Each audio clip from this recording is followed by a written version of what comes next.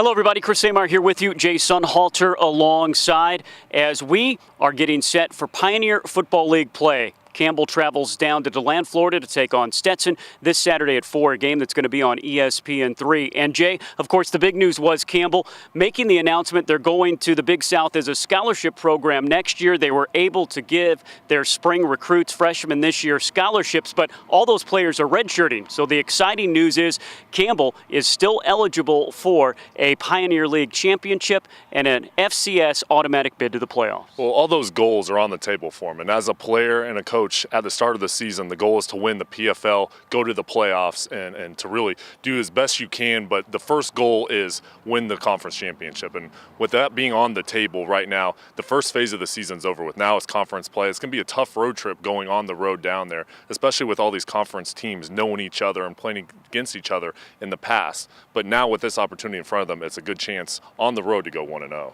Campbell in the Pioneer Football League, and they are picked to finish 5th in this league. But the good news is for them, with the unbalanced schedule, they won't have to play perennial power San Diego picked to win this league. But, Jay, as you know, a former tight end at East Carolina University, you know when you play conference teams that play you year in and year out, there's not a lot of surprises, so any game is a tough game. Yeah, they know your tendencies, and that's a tough thing. You know each other so well. It really comes down to the small details of a game, turnover, special teams, penalties, those types of areas.